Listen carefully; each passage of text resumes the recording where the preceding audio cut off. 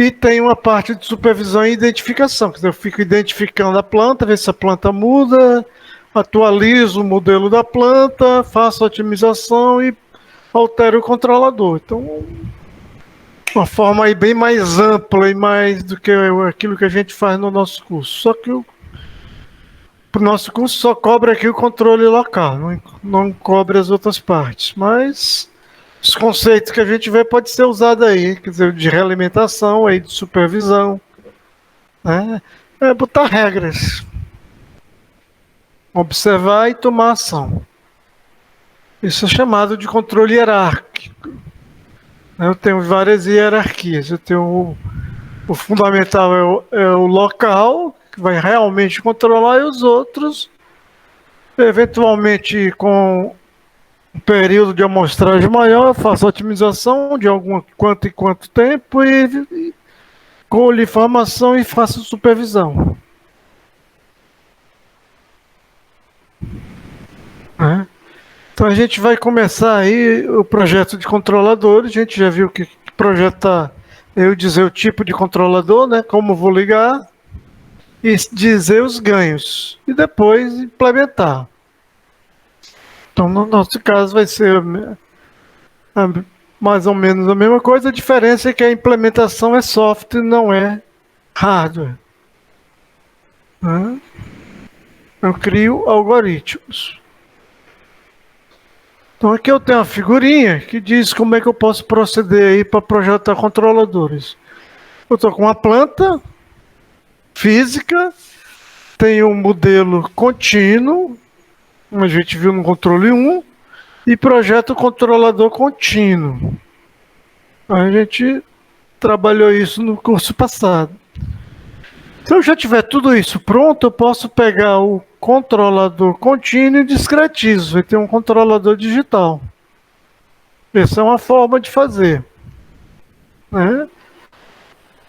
Não é uma das melhores. A gente vai ver já por quê. Outra possibilidade é eu pegar o modelo contínuo, discretizo o modelo contínuo, que é um modelo ZOH equivalente, e projeto o controlador para o modelo discreto, um projeto digital direto. Essa vai ser uma forma muito boa de resolver o problema, porque a gente viu que quando eu discretizo modelos, planta e contínua e discreta são iguais, né? Não tem um erro. Então, ZOH equivalente não introduz erros. Como vai ser visto aqui no projeto do controlador. Se eu for aqui por baixo, discretizar o controlador, normalmente se usa métodos aproximados. Então eu gero erro. E eu tenho que ter aqui períodos. Se eu for por baixo aqui pelo projeto controlador e discretizar, tem que ter períodos pequenos. Outra forma, eu não tenho um modelo matemático da planta, um modelo contínuo. Então eu faço uma identificação recursiva. Então eu boto um algoritmo de identificação, monitoro a entrada e a saída da planta e descubro um modelo ARMA para ele. Então eu tenho entrada e saída e descubro lá que é o modelo ARMA que associa essas duas coisas. Aí eu tenho um modelo muito utilizado também agora. Até porque eu não vejo aí um modelo contínuo, né? Não preciso obter. Outra forma de fazer é partir para projetos na frequência, tipo Bode, Nike, Nichols, né? Então eu pego um modelo discreto, só que o modelo discreto eu não tenho quem é a frequência lá, eu não vejo. Então passo para o modelo W. Né? Eu uso a transformação de Möbius, a mais fácil dela, ou uma bilinear, e vou para um plano W, que lá é frequência, né? Parecido com S, e projeto aí o controlador lá aproximado. Né? Tenho o projeto no plano, faço a transformação da planta, vejo as curvas de resposta em frequência e faço o projeto aí utilizando aquela regra de projeto que a gente viu para os controladores lá no domínio da frequência. Então nós vamos ficar muito aqui na discretização do controlador e no modelo para cá. Os outros, né? Bode, Nike, Nikon já são coisas mais a gente consegue ver sem fazer a transformação W aí usando o MATLAB.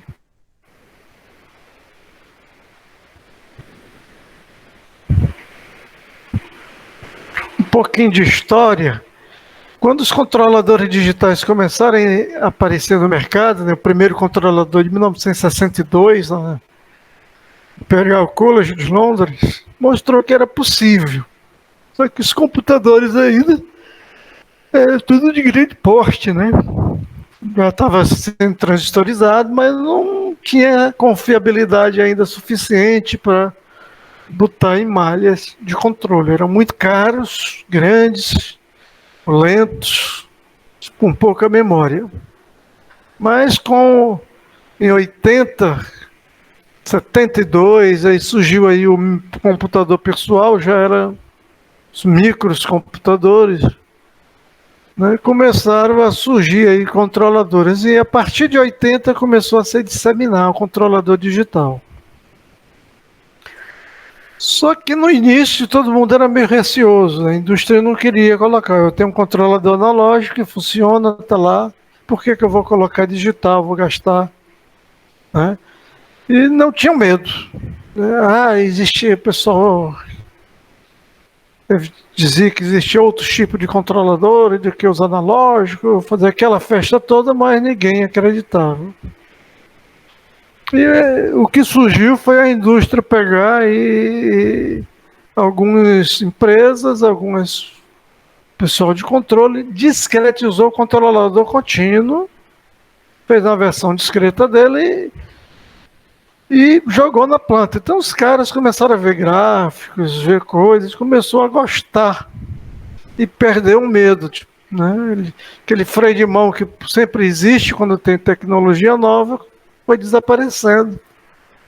E a partir de 80 praticamente foi o boom, né? Começando a uso em massa. Então foram lançados aí no mercado diversos controladores digitais single loops, multi-loops e várias alternativas de controle.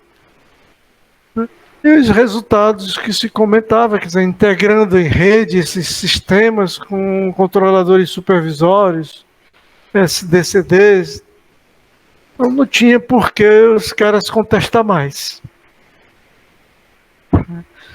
Quer dizer, eles primeiro acreditaram numa forma do controlador que não era a melhor, né? Quando os métodos que eram feitos eram métodos aproximados para discretizar o controlador, eram rápidos, mas precisava de períodos pequenos. E os computadores da época, na época de início de 80, eram lentos, né? Os clocks eram 4,7 MHz, era por essa faixa aí. Mas vamos ver aí quais são esses métodos aproximados. Então vamos imaginar que os sistemas são modelados por equações diferenciais, sistemas físicos. Se eu quero discretizar, como é que eu discretizo uma equação diferencial? Eu transformo ela numa equação de diferenças finita, né? Então eu aproximar uma derivada. Eu aproximo a derivada tradicionalmente por uma secante, a curva. Pego um ponto próximo, divido pelo intervalo entre eles, né? Então vejamos aí, eu tenho um sinal x de t, peguei o x de t no instante t mais um período e menos t. Dividi por t. Se o t tender a zero, eu tenho a derivada. Se eu olhar aí, sob o ponto de vista, olhar discreto, eu estou tomando em tk mais 1 e no instante tk, né? Tomei o valor de x amostrado em 2 instantes de tempo. Representando isso aí no operador Q, é Q menos 1 sobre T. E deixa eu ver aí, acho que tem gente entrando aí. Né?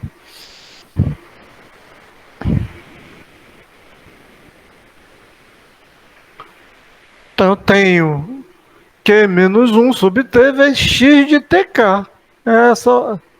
Se o T tender a zero, eu tenho a derivada. Por isso que eu preciso de períodos de amostragem pequenos se eu vou usar esses métodos.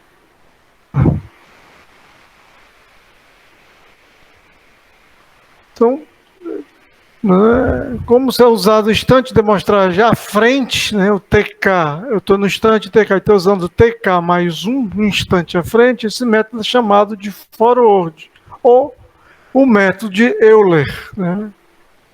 Aquele Euler lá dos números complexos e outras coisas aí da geometria.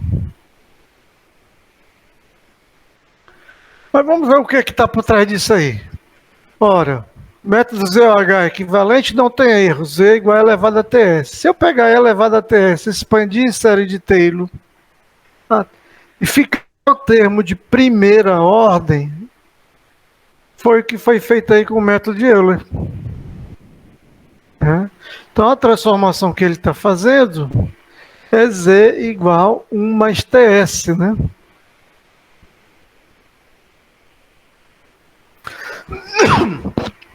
Vamos lá, Z é Q. Z e Q é a mesma coisa, né? Então é a mesma coisa que dizer aqui que S é igual a Z menos 1 sobre T, né? S é igual a Z menos 1 sobre T, que é o que está aqui. Deixa eu ter trocado a ordem. S igual a Z menos 1 sobre T e tirando Z, Z igual a 1 mais TS. Isso é a transformação que ele está fazendo entre o plano S e o plano Z. Né? Então, fazer a discretização é simplesmente trocar variável. Onde tem S, bota o Z menos 1 sobre T. Então, muito simples a discretização. Facilidade tremenda.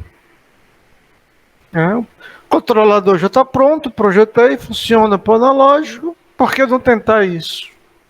Então, devido a essa facilidade, que era muito fácil de converter, o cara praticamente não precisava entender nada de controle digital, fazia isso, funcionava às vezes não, mas era muito fácil. Então, vou fazer um mapeamento aí do plano S para o plano Z usando essa transformação. Como Z é igual a 1 mais TS, o eixo imaginário, o eixo imaginário ele vai para 1 mais J ômega, vai ficar aqui no parte real 1, ele deslocado para cá. E tudo que está do lado esquerdo, que é o semiplano esquerdo, vem para a esquerda dessa reta. Então eu tenho aí a região estável, essa em negrito, mapeada aqui para o plano Z. Também dá uma região aí à esquerda do 1, mais, como se fosse dado um deslocamento do eixo. Óbvio que com esse método eu tenho caras estáveis em S. Posso gerar caras instáveis em Z, fora do círculo. Região a gente está vendo que pega coisas fora do círculo unitário.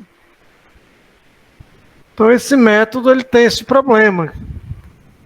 Ou seja, os caras que usaram esse método é bastante simples, mas eu posso ter controladores analógicos estáveis, funcionando com uma beleza, eu discretizo e produzo caras instáveis. Se eu fizer a volta, quer dizer, se eu pegasse o círculo unitário e levasse para o plano S, dá um círculo lá, com centro em menos 1 e o módulo 1 sobre T. À medida que o T diminui, 1 sobre T vai crescendo, eu vou pegando uma região maior do plano S, mas é um círculo. Fora desse círculo, cai fora do círculo unitário aqui no plano Z, sistema instável. Então, o método é simples, mas tem esse problema aí de poder gerar instabilidade. Alguma dúvida, alguma pergunta? Professor, se eu poder repetir a parte da instabilidade, então, no caso, quando sai fora O do que é círculo, estável no plano S? Semiplano esquerdo, essa região marcada aí. correto. Se eu levar para lá, se eu levar o eixo J ômega, o que é que vai acontecer? Se o S é J ômega, o eixo, que é o eixo aqui real, imaginário. Vou fazer aqui com... Botar aqui inserir uma fórmula. Vou pegar S igual a J ômega, o eixo imaginário. S minúsculo, isso está minúsculo? Tá, né? Que o fonte está grande.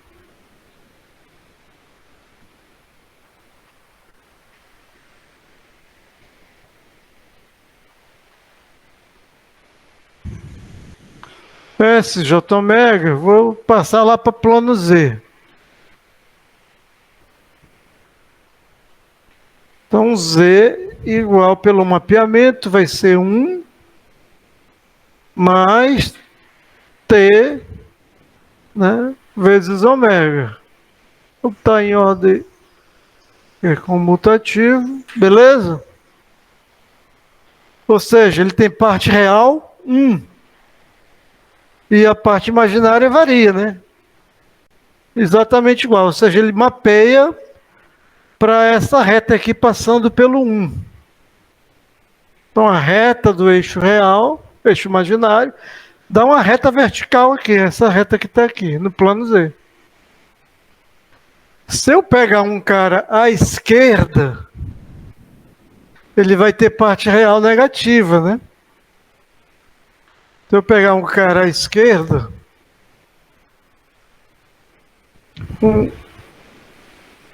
por que eu não caí o S?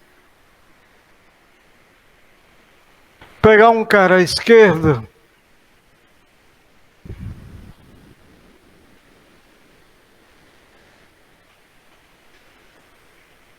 o S é igual, vou pegar um sigma negativo,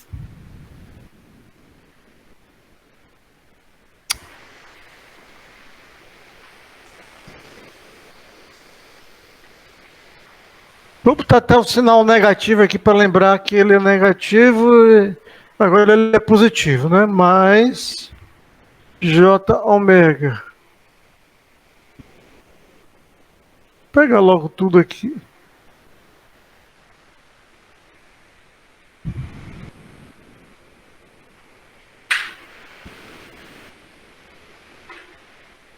Beleza? Peguei um cara agora do lado esquerdo. Quem é Z?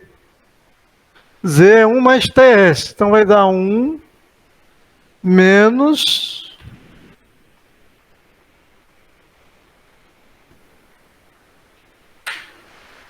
mais isso, né? Certo. Lembrando que o sigma é positivo, esse cara vai estar de 1 para... né? No máximo vai dar 1, né? Sigma é positivo, a parte real no máximo vai dar 1. E a parte imaginária pode ser qualquer cara, ou seja, vai dessa região que está marcada aí no plano Z. À esquerda daquele eixo. Ora, quem é que é estável? Beleza? Sigma é positivo, para poder estar no semiplano esquerdo. Então isso aqui vai dar um número ou negativo, se o sigma for muito grande, ou vai estar entre 0 e 1 aí. No caso, se ele for muito pequeno. Ou seja, à esquerda dessa reta vertical aí do plano Z. Então vai dessa região aí marcada. Ora, aqui o cara era estável, aqui ele pode cair fora do círculo unitário. Se ele cair fora do círculo, ele fica... a versão discreta dele é instável. Se o controlador é instável, a planta vai ser instável, não vai funcionar. Controlador, estou discretizando só o controlador, não é controlador, mas planta. Beleza? Ah, sim, entendido, professor. Se o controlador dá instável, aí a planta não vai funcionar quando eu ligar com o controlador. Né? O controlador tem que ser um sistema estável também, para poder ir. Beleza? Beleza, obrigado. Ou seja, se eu fizesse o contrário, eu pegar o círculo aqui em Z e trouxer para o lado S, isso vai dar o quê? Ó, S é Z menos 1 sobre T. Aqui é um círculo, lá vai dar um círculo também, né? Só que o centro vai estar em menos 1. E o módulo 1 sobre T. Então dá um círculo de raio 1 sobre T lá no menos 1. Né? À medida que o T vai diminuindo, o raio vai aumentando, né? 1 sobre T é maior do que 1. Mas vai dando círculos ali. Fora desse círculo, para um dado T eu vou ter um círculo. Fora dele, cai fora lá no plano Z. Dando coisas instáveis. À medida que o período é pequeno, eu vou pegando círculos maiores. Só que lá dentro do plano S. Só que se ele diminuir muito também, eu estou invadindo a região instável, né, também. Aqui em S. Então, nesse caso, tanto a ida quanto a volta pode gerar caras instáveis.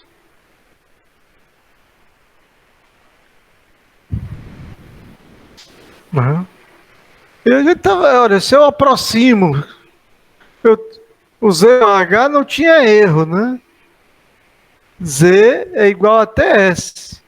Se eu for só até termo de primeira ordem,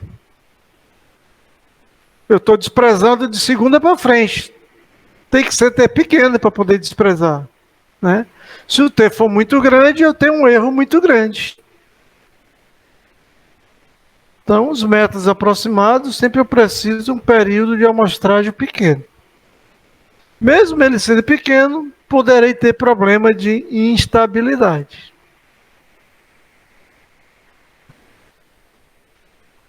Beleza? Então vamos aí para outro método. É muito parecido. Viu que eu peguei um instante agora e um instante à frente. Agora eu vou pegar um instante atrás. Isso que é chamado de backward. Né? Então eu peguei o x, vou aproximar a derivada pelo instante e o instante t menos um período, um instante atrás. Ou seja, em termos do operador de deslocamento, eu peguei isso, 1 menos q elevado a menos 1 sobre t, vezes x no instante tk.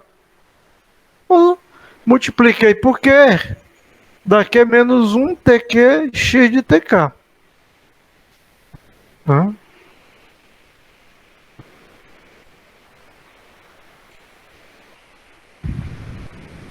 Beleza? Então esse método eu estou aproximando S, que é da derivada aqui, por isso. Z menos 1 sobre TK. Beleza? O S, Z menos 1 sobre TZ.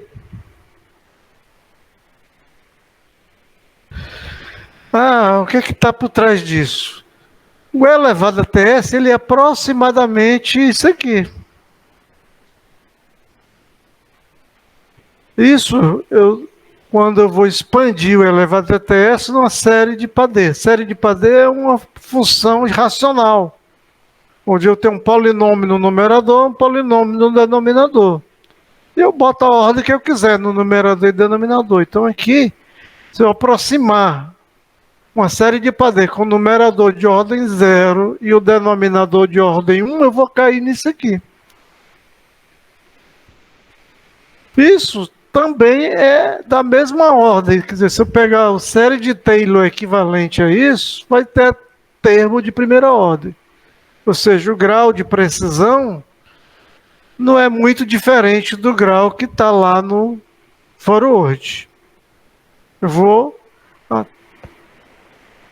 com termos de série de Taylor até primeira ordem.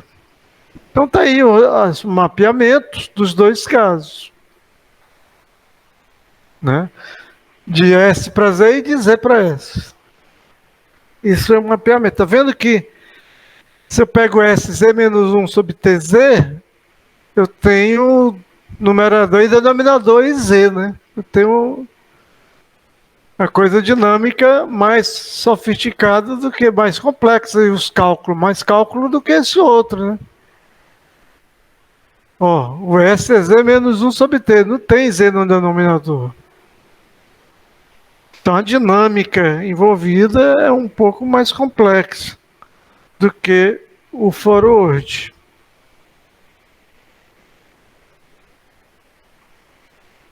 Se eu for fazer um mapeamento da região aí, do plano S para o Z, vamos pegar o eixo. Então peguei aqui o eixo, S igual a J ômega. Então Z vai ser isso. E dividi um pelo outro e cheguei nisso aqui. Né? Então se eu somar isso aqui, ó, dá 1 menos J ômega corta com J ômega, 1 mais 1, 2, dividido por 2, 1. Beleza, tá batendo. Né? E o que é isso? Ah, ainda não consigo ver direito. Eu representei esse cara complexo em forma trigonométrica, em forma polar, né? O módulo disso é 1, né? O módulo do numerador dividido pelo módulo do denominador. São iguais os dois módulos. Então, módulo 1, a fase do numerador, tangente a menos 1 de ômega t, menos tangente do denominador, tangente de menos ômega t. Tangente é ímpar. Então, ele caiu aí em 2, tangente a menos 1 de ômega t. E aqui faltou um parêntese, né? Beleza? Que curva é esta? Lá no plano Z. Ora, isso é um número complexo, que ele tem uma parte real, mais um cara que é um círculo, né? Se eu variar o ômega aí, eu vou andar sobre um círculo. É elevado, ele tem módulo 1 e a fase é que está variando. Então isso dá uma circunferência de raio meio, né? Joga o meio para cá, pro E, e está com o centro em meio, centro real. Né? Esse círculo aqui, né?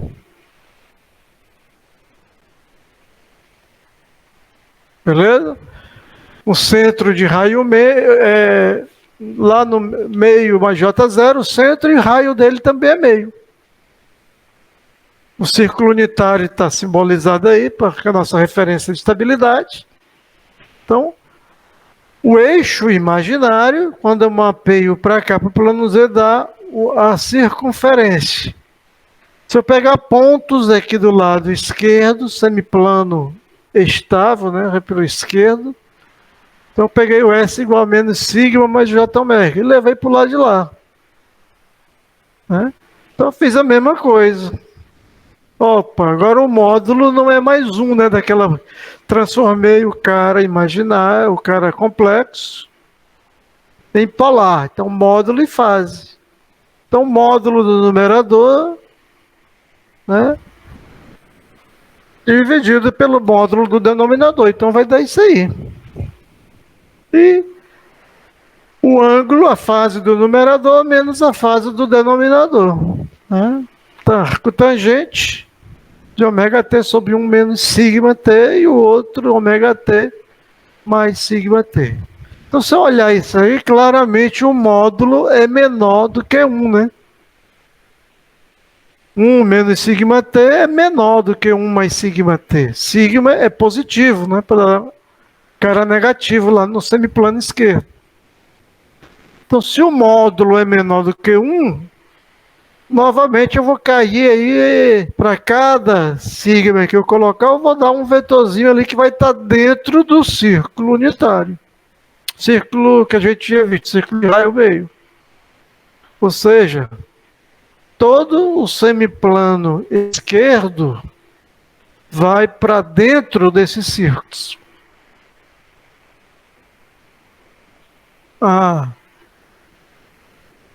Tem uma vantagem desse método em relação ao outro? Quem poderia citar?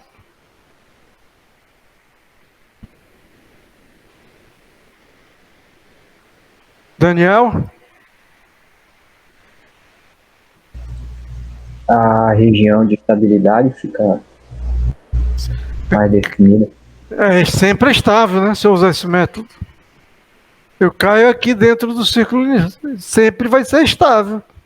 Então não vou ter problema do controlador. Pode ser até que a planta realimentada seja estável, mas o controlador não vai ser. Beleza? Né? Se eu fizer a volta, eu vou desse círculo unitário, eu vou cair lá do lado de lá. Então, quer dizer, caras, né? Mas se eu tiver aqui caras fora desse círculo, dentro do círculo unitário e fora desse círculo aí que está analisado, se eu levar lá para o plano S, vai dar caras instáveis, né? Ou seja, se eu quiser substituir um controlador digital por um analógico, pode ser que gere caras instáveis lá no analógico, né? Se eu fizer a volta, que não é tão comum. O comum é trazer do analógico para o digital. Mas uma das coisas que é a sensibilidade, né? Que todo aquele plano semiplano está dentro desse círculo, que é pequenininho, quer dizer, é muito denso esse círculo. A gente imaginou todos os semiplanos, joguei dentro desse círculo. Fiz uma compactação ferrada. Isso fica altamente sensível ao parâmetro. Qualquer mudançazinha de parâmetro pode dar resultados bem diferentes. Então, tem algum problema aí com sensibilidade de parâmetros quando eu estou usando esse método. Mas sempre vai ser estável. Dúvidas, perguntas?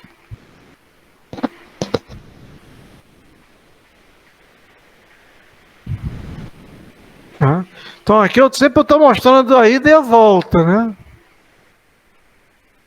Ó, de Z para S, de S para Z. Então, assim, os mapeamentos estão aí. E a discretização é a substituição de variável. Vamos ver um outro método, o método de Thurston. Até agora eu aproximei derivada, né? Vamos aproximar a integral. Os sistemas também são modelados por integrais, né? Então, se eu olhar aí o método do trapézio de integração, eu vou ter isso aqui, ó. Z igual a elevado a TS, elevado a TS também é aproximado por isso. É uma aproximação aí pelo método do trapézio. Eu devia ter colocado a figura.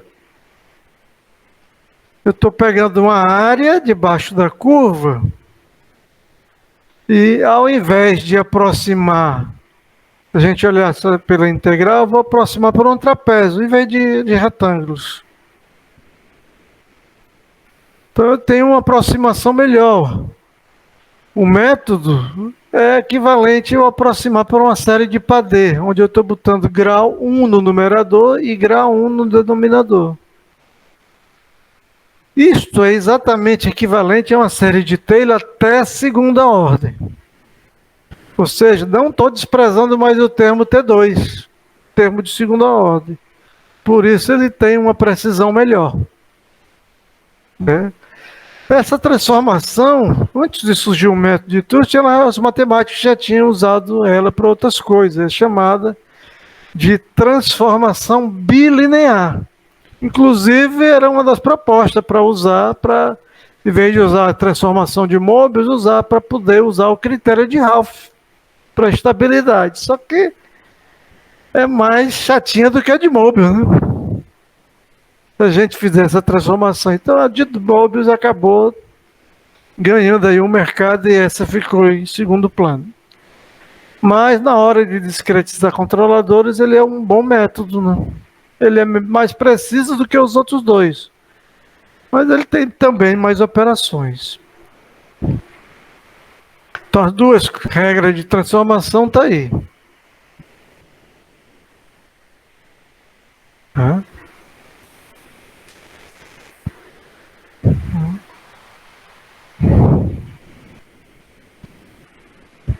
As duas regras de transformação estão aí, tanto de ida e a volta. O que vai acontecer se eu mapear do plano S para o Z? Eu pegar primeiro o eixo imaginário, SJ ômega, lá em Z vai dar isso. Isso é um círculo, né? Isso gerei um número complexo, módulo e fase. O módulo do numerador é igual ao módulo do denominador, mas o módulo 1. Né? E a fase do numerador e do denominador vão ser simétricas. Então, 2 vezes tangente, arco tangente de meio de ômega t. Isso gera uma circunferência, só que uma circunferência de raio 1 e centro na origem. Se eu pegar agora um ponto do lado esquerdo, fizer a mesma coisa, né? Também vou ter uma circunferência, só que um módulo menor do que 1, né? Agora, a parte real aqui desse cara é menor do que a parte real aqui do denominador. Logo, o módulo é menor do que 1. Então, caio dentro do círculo unitário.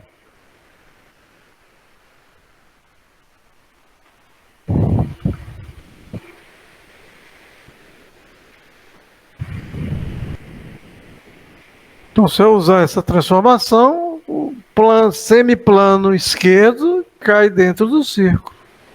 E vice-versa, se eu fizer a volta. Por isso que era uma bilinear. Por isso que podia usar para estabilidade esse cara. E usar o critério de Ralph. Ele pega todo o plano S e joga dentro do círculo unitário, e quando faz a volta faz também a mesma coisa. Pega todo o círculo unitário, joga no semiplano esquerdo. Por isso que pode ser usado aí para estabilidade, tratar de estabilidade. Dúvida aí desse mapeamento? Então ele é mais preciso porque ele aproxima a área sob uma curva pelo trapézio ao invés de retângulos, como nos outros dois métodos. Né?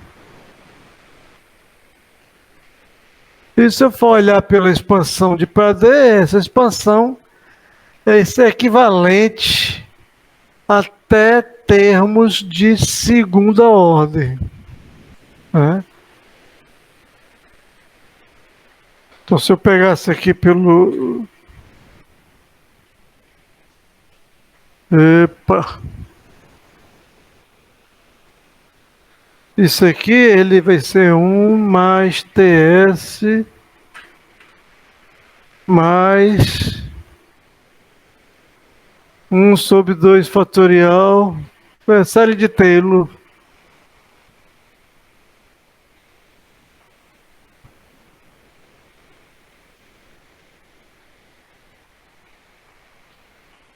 Dois fatorial é 2, T2S2.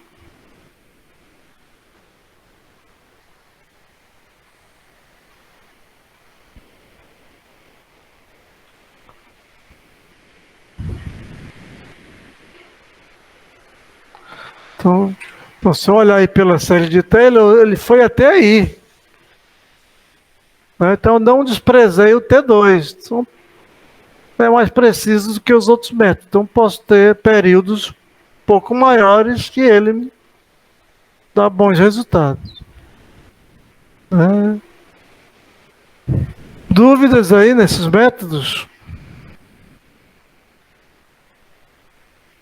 Vamos ver um exemplo aí de discretização. Então, peguei um controlador analógico, né, um PI, e tem uma planta aí. Então, já tinha sido projetado o controlador, e vou fazer a translação do controlador. Quer dizer, eu discretizar o controlador. Já está pronto o projeto. Né? E os ganhos calculados aí para esse controlador foi 10 em 120,7. Vou usar um período de amostragem de 0,1 segundos. Se eu pegar um método de Euler, Onde tem S, bota o Z menos 1 sobre T. Então discretizei e dei o controlador aí, ó, já discreto. PI, né, também. Lembra que Z menos 1 é integrador, né, denominador. Indiscreto. Se eu usar um método de Tust, mesma coisa. No lugar do S, põe a transformação. 2 sobre T, que multiplica Z menos 1, Z mais 1. Né? Esse controlador aí.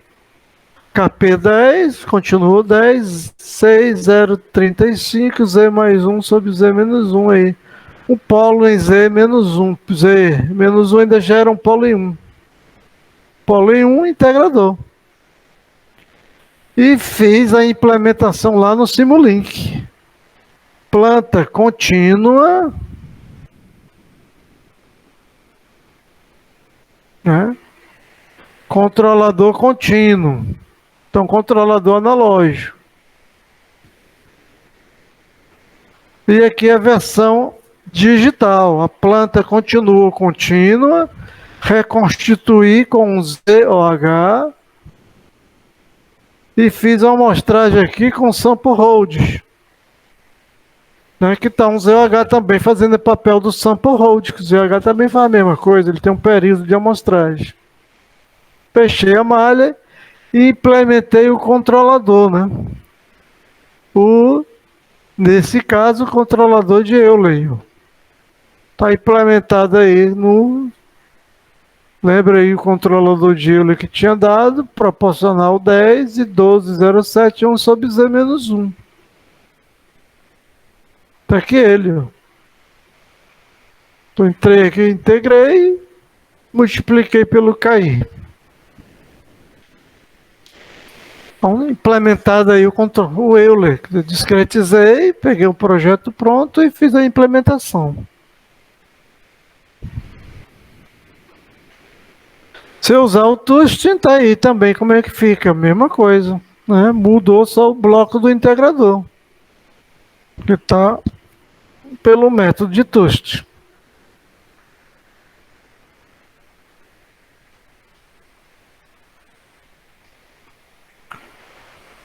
Ok? Simulei esses caras. Então, curva em azul, contínuo. Verde, o backward. E vermelho, o forward. Então, erro maior lá no forward. Todos para o mesmo período de amostragem.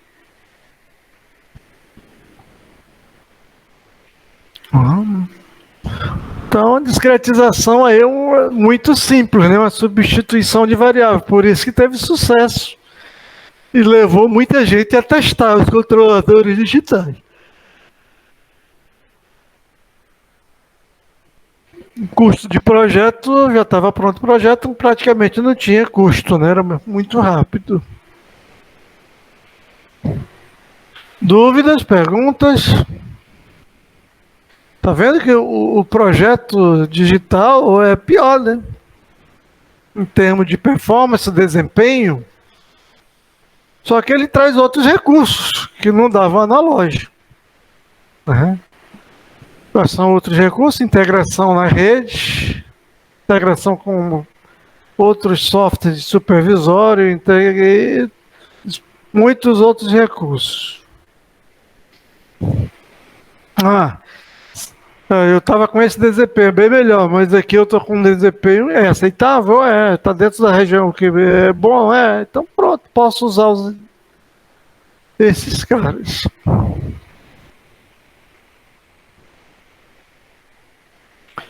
Dúvidas, perguntas?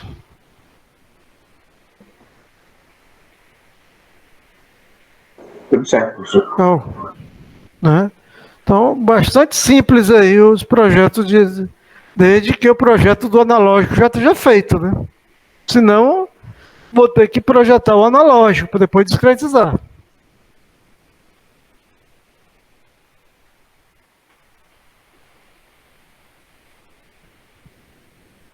Vamos falar aí de controladores P e D digitais. Uhum. A gente já vem propagando aí há muito tempo que os controladores mais utilizados na indústria são os PIDs, né? Criaram os outros métodos de controle, mas mesmo assim os PIDs ainda mandam no mercado. Então, o PID que a gente viu lá no controle 1 era esse aqui, né? Bem proporcional, integral e um derivativo.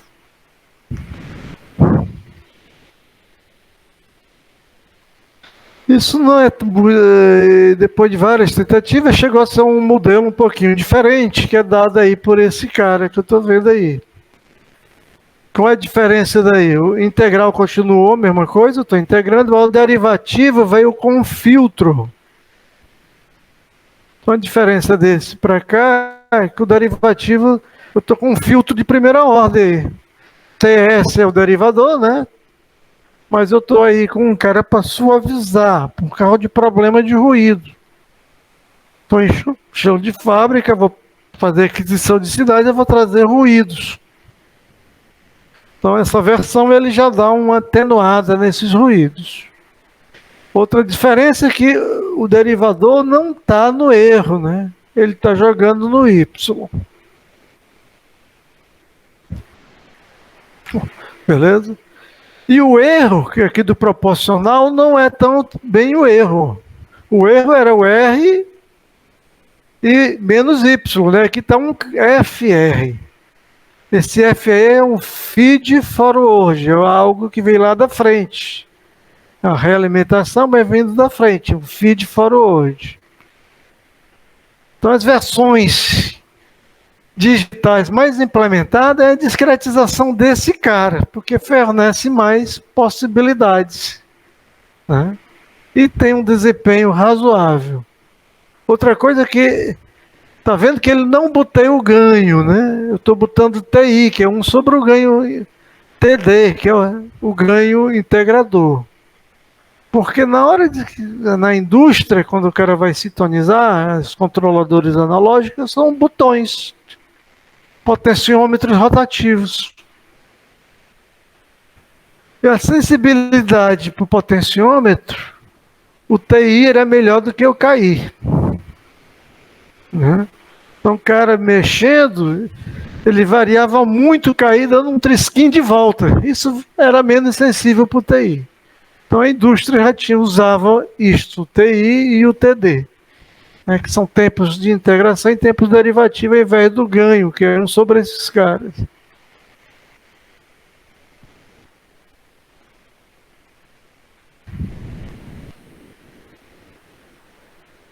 Olha lá como é que é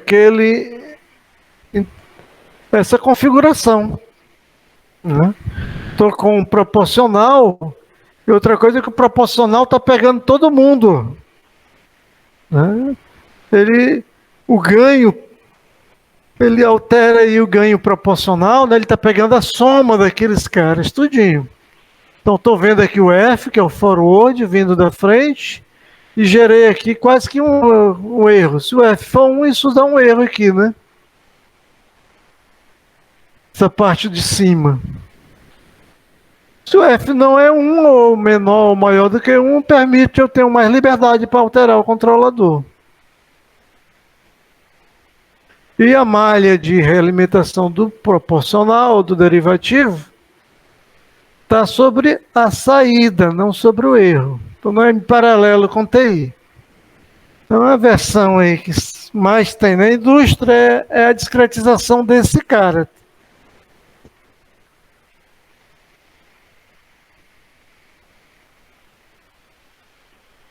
Existem diversas variações, mas mais usada é essa. Então vamos pegar a versão discreta disso aí. Vou pegar partes por partes. Primeira parte proporcional, né? Então vou chamar de UP, o que vem lá do proporcional. Né? O P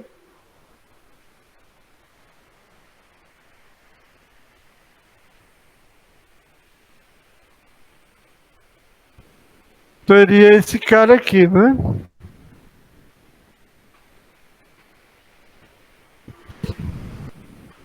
Então peguei a parte relativa ao proporcional, depois vou pegar a parte do derivativo e depois vou pegar a parte do integrador. Então vamos ver cada uma delas aí. A parte do proporcional, K é o ganho que multiplica todo mundo e aquele erro lá vindo com forward. Não tem dinâmica, não tem S envolvido, é estático, né? Controlador proporcional, tudo é estático. Quero discretizar, é só pegar nos instantes de amostragem. Não tem que fazer nada. Então, R de K, né?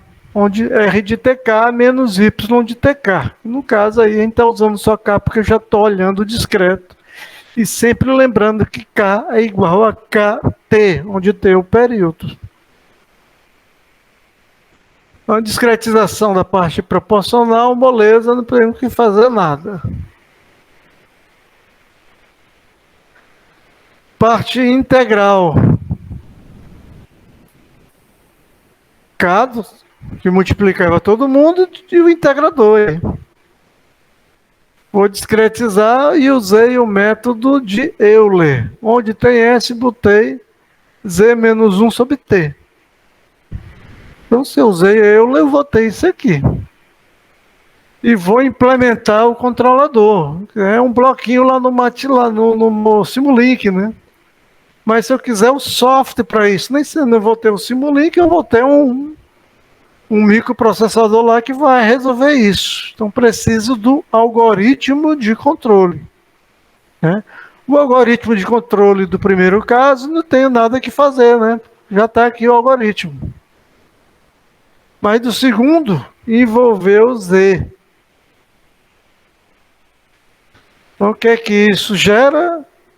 Só passar o Z menos 1 para cá, né? Então fica x de k mais 1 menos x de k. O i é do integrador. Então ficou x de k mais 1 igual a x de k mais kt sobre ti vezes o erro. O que é que tem diferente é que a TI começou a influenciar aí o período de amostragem, né? A saída desse integrador é o xi de k. Então está implementado o algoritmo aí do controlador. Né? Qualquer que seja a linguagem de programação, tranquilo, né?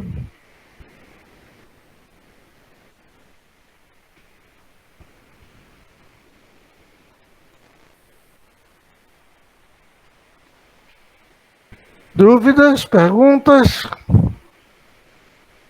Então, o algoritmo é esse.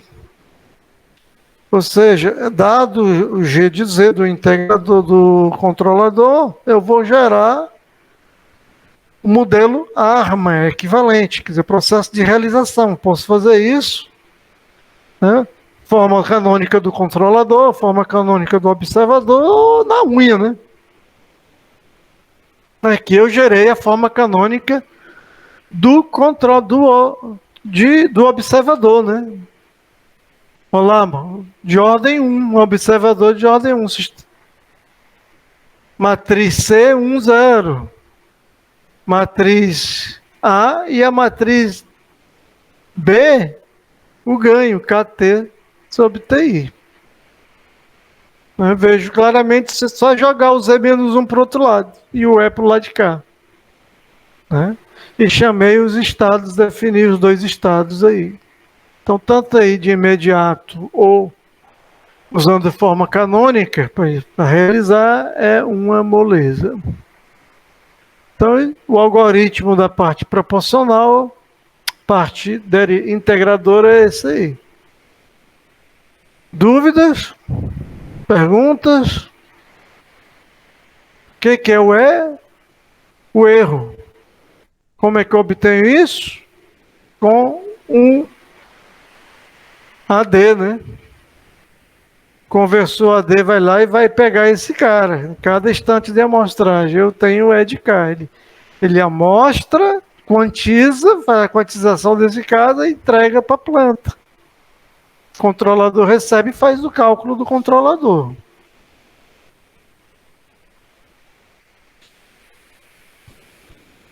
Derivativo é mais complicado, porque tem aquele filtro. Então, derivativa tem S e S no denominador. Fiz a substituição do S usando o método de Tust. Não, foi backward que eu usei. Tust foi no anterior. Usei o backward.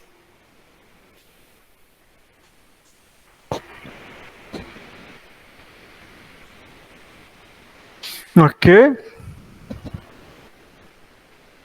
E usei no lugar do S, coloquei o do backward. E como ele tem o mesmo grau, dividi um pelo outro. Mesmo grau significa caminho instantâneo entre entrada e saída.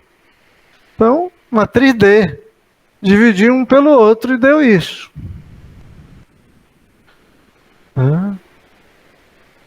Tudo é ganho, né? T sobre T, TD sobre N é um ganho, vezes 1 sobre Z e um polo. Z menos TD DNT.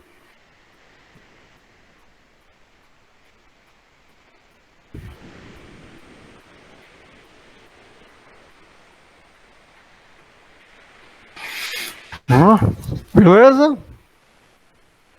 E vou implementar esse cara.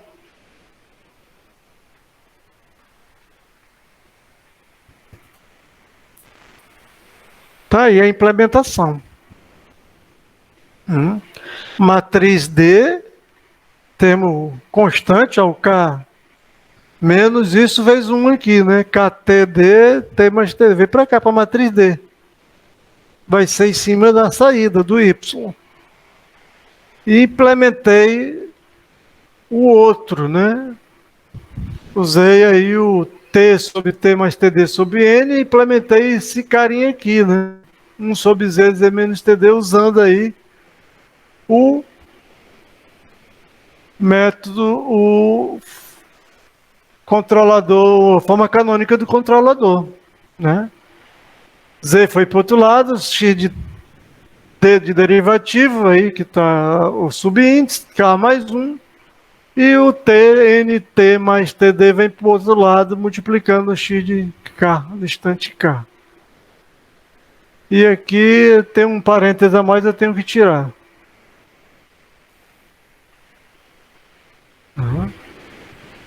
Então tem aí o software garantido aí da implementação. Dúvidas, perguntas?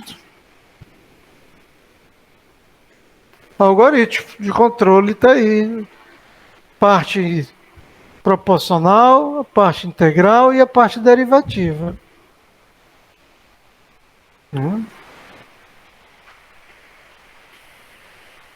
Beleza? Beleza isso aqui?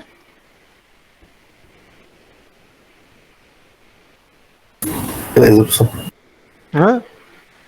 Está aí a forma canônica. Eu tenho a forma canônica do controlador. E a entrada dele não é o erro. A entrada desse bloquinho é a saída do sistema, é Y de K. Então só implementei esse carinha que está aqui, que tem a dinâmica, usei 1 sobre Z, Z menos TD, e depois multipliquei pelo isso na parte lá, né? E depois multipliquei pelo ganho que está fora. Na realidade eu usei aí também é do observador, né? Tá vendo que o ganho aqui do proporcional veio direto aqui o ganho de cá. Então implementei e fiz. Ou posso implementar na unha, né? Também. Só jogar o cara para o outro lado e declarar os estados.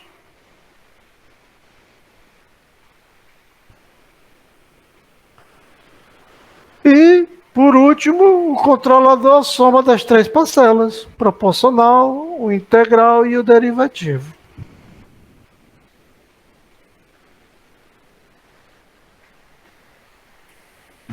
Ok?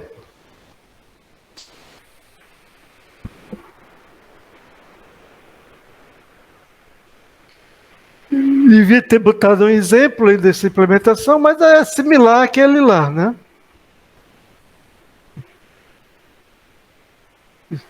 Era esse que a gente tinha feito aqui, era um... Só botar mais uma malha aqui, né? Do integrador que do proporcional. Né? Então aqui eu usei o... Na realidade aqui eu usei o Tust, né? Lá eu usei o backward. Então, usei um método diferente, devia ter botado um exemplo. Mas não dei tempo, não deu tempo, porque eu estou preparando a aula de noite, escrevendo de noite para te dar a aula de manhã. Então.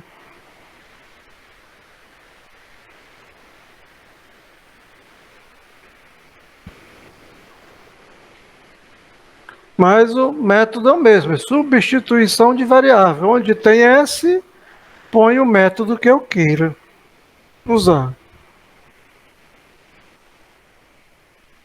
Então não usei aqui o Euler, né? Na realidade eu usei, qual foi o...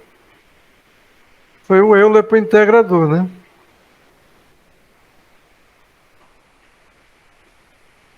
Usei o Euler no integrador, o backward no derivador. Então posso fazer qualquer combinação dentre os três métodos aí que a gente viu.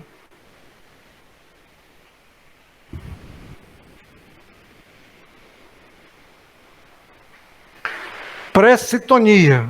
O que é pré-citonia? Eu tenho um controlador prontinho lá, digamos que eu te entrego um sistema, está lá e te entrega um integrador, controlador, que tem um caso analógico, vamos imaginar analógico. Aí ele vem lá com 3 potenciômetros. Né? O cara não tem noção nenhuma de qual é o ganho que ele vai botar na planta. Vai mexer e fazer merda, né? Vai pegar e rodar o botão para lá, para cá. Imagine com uma planta petroquímica, ele pode gerar grandes problemas. Então, se o botão está lá, neguinho acaba mexendo. Vai chegar um estagiário de curiosidade e vai girar o botão. Mexeu no ganho, altera o desempenho, pode estabilizar o sistema e gerar problemas de alto custo. Então, a pré-citonia foi um método criado aí pelos Ziegler e Nichols para petroquímica. Isso era comum na petroquímica, o operador chegar e mexer nos botões. Não tinha a mínima noção, o cara às vezes não conhecia o processo, chegava lá e mexia. E também eles não conseguiam modelar a planta, então eles queriam botar controladores, mas não tinham os modelos das plantas, então não podia nem ir para... Não tinha MATLAB na época e era no achismo mesmo. Mexer até chegar no ponto ótimo, ponto de sintonia ótimo.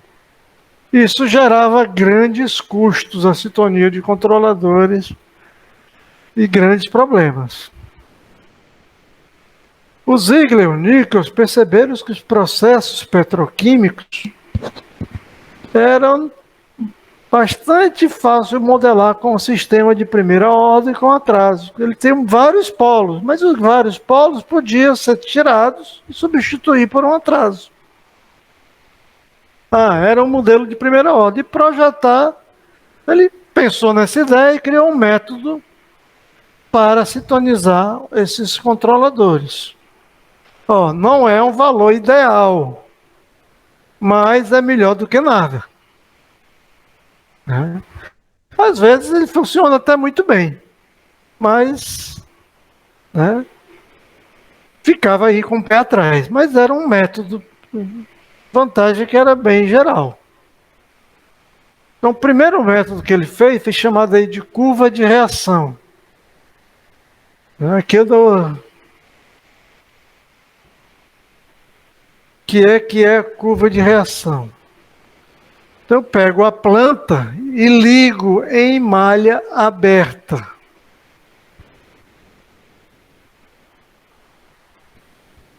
Então, como ele parece com um sistema de primeira ordem com atraso, ele vai ter essa curvinha verde, azul, né, na resposta. Sistema super amortecido. E como ele tem um atraso aí relevante, ele demora um pouco a pegar o embalo aí, pegar o tempo de subida, né? Ele dá aquele atraso, aí sobe. Aí o que foi que ele fez? Ele pegou aí o ponto de inflexão nessa subida, onde ele muda a concavidade. Ele veio com uma parábola, uma exponencial crescente, depois ele passa para o exponencial decrescente. Então, um ponto desse de inflexão aí, ele traçou a tangente. E fica aí com a tangente, quer dizer, o ângulo aí, R é a tangente desse ângulo, dessa reta com eixo real, e L, o ponto que essa reta corta o eixo real. Bom, se o sistema não tiver atraso muito pequeno, esse L é muito pequeno, né? Como os processos eram processos químicos, normalmente eram processos lentos. Dava um L aí não tão pequeno. Então ele traçava essa reta e com base no L e nesse R, né, R é igual a tangente do ângulo, chutava valores aí para o proporcional, para o derivativo e para o integrador, P e D. A tabelinha está aí. Uma receita de bolo, né? Se eu botar um controlador proporcional, é 1 sobre RL. Era um PI. Ele usava 0,9 sobre RL e 3L.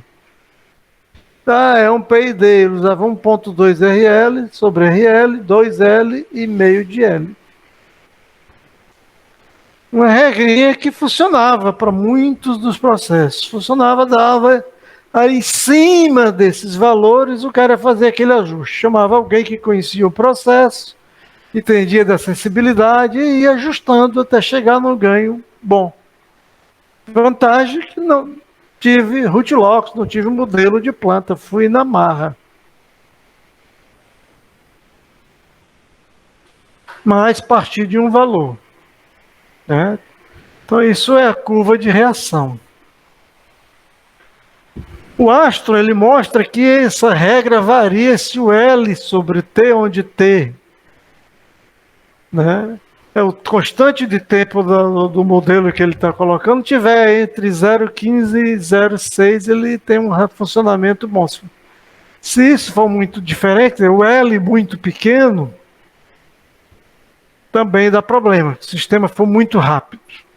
Então não funciona sempre, mas para a petroquímica funcionou bastante aí para diversos sistemas e até hoje ainda é muito usado os Ziegler-Nichols, né? Existem várias variações em cima dele, mas o carinha lá ainda é o grande para a petroquímica. Então é um método de Ziegler-Nichols tranquilo aí de ser feito, né? Dúvidas sobre esse método? A curva de reação, quer dizer, o sistema é em malha aberta. Estou vendo a resposta dele ao degrau. Então, se eu conhecer, pegar a resposta ao degrau, tranquilo aí com o método da curva de reação. Perguntas, dúvidas? Esse método, se eu olhar aqui, a razão entre a parte integral e a derivativa é de 1/4.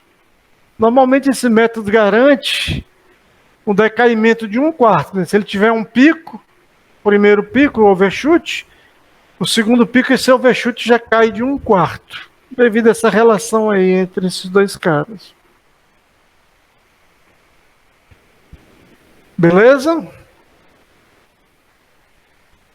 Então, curva de reação está aí.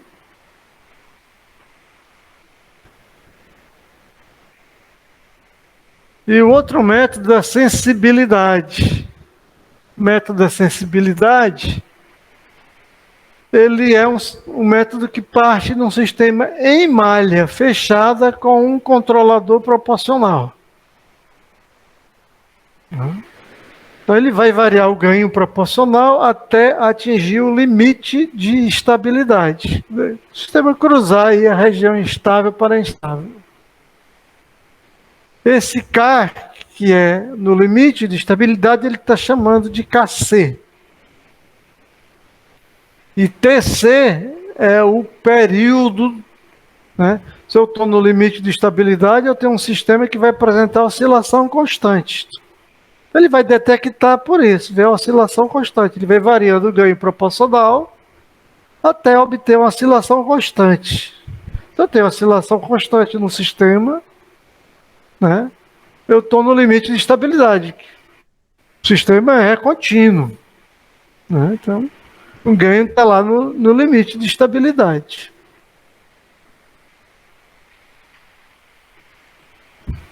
No caso discreto, ele estaria em cima do círculo unitário, né? Então os valores estão aí. Com base nos dois casos que eu citei. O ganho crítico, que é o ganho onde eu no limite de estabilidade, e o período dessa oscilação constante. Entra na tabelinha e tem os ganhos proporcional, derivativo e integrativo. Novamente, aí, se a gente olhar a razão entre os dois, 1/4, que garantia aí um decaimento de 1/4.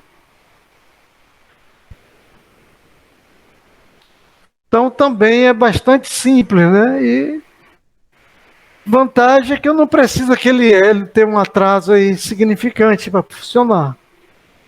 Basta que o sistema seja estabilizável com proporcional. Tem sistemas que eu não vou conseguir estabilizar com proporcional. Então, não funciona para todo mundo, né? E também os ganhos aí, o chute nessa tabela é uma situação inicial, né? Eu não sei se esses caras vão ser bons. Mas vai ser já, em vez de eu sair mexendo na doida, eu já tenho uma referência em torno dali e vou ajustar e tendendo a melhorar os ganhos. Então, a vantagem é que ele é bem prático nesses métodos. Não tive atrás dos modelos contínuos de discretização, de nada. É na prática mesmo, né? Meti, liguei o sistema e fiz os ajustes. Então, o sucesso dele é por isso, é facilidade.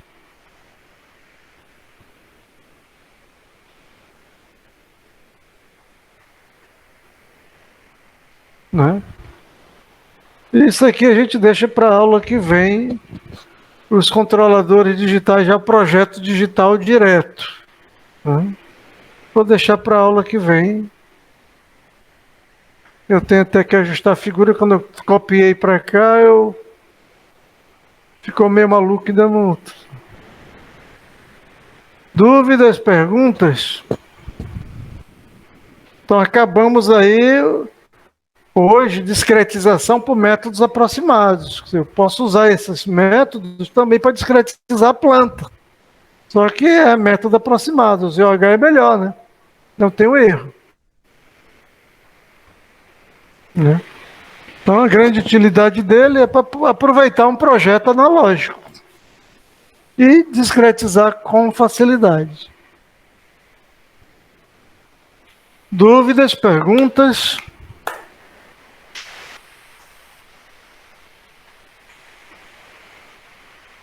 Então vamos lá. Na aula que vem eu dou o projeto. Vai até o projeto de controlador digital direto. Eu discretizo a planta e projeto controlador. É a segunda prova. Então o assunto da segunda prova eu acabo, hoje é na quarta, acabo segunda-feira. No dia 21.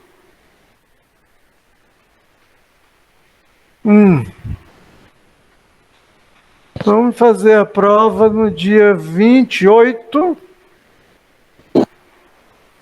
Então, vou fazer a prova no dia 28, já está marcado, hein? Segunda prova, dia 28. Vai até projeto direto com controlador proporcional. Dúvidas, perguntas? Beleza, professor. Tudo certo. Então já vou... Vocês verem essa agenda, né, ou não? Que tem lá quando eu entro aqui no Class. Tem a agenda da turma. Vocês têm acesso a essa agenda? Tem, né?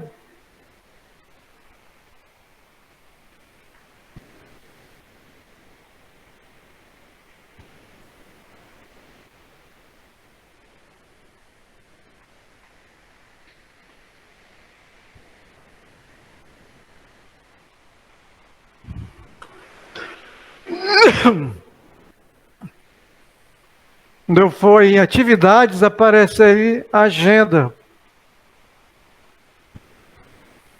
Se eu agendar aí, aparece para vocês? Cadê? Professor, eu acho que ele sincroniza com a agenda do Google, a nossa, no No caso. Google? Então vou botar aqui prova dia 28.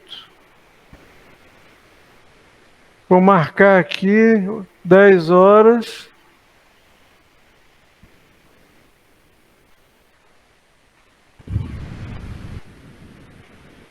Né? Segunda prova parcial.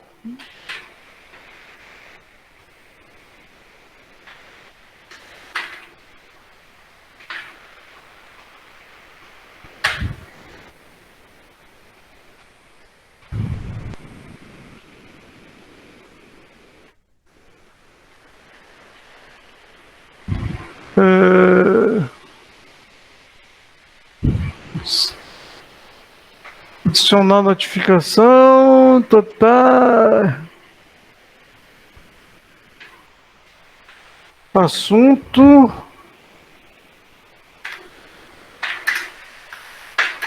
Análise.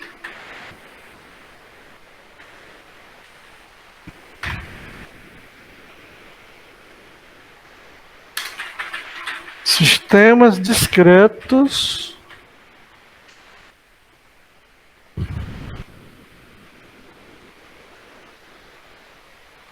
Projeto.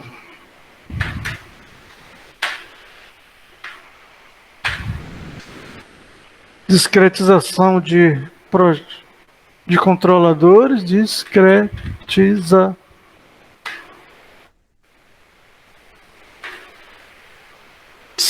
de controladores. E projeto proporcional.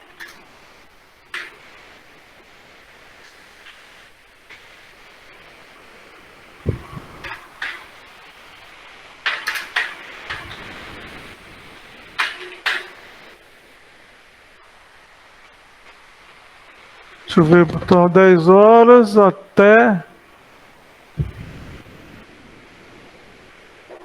1 hora.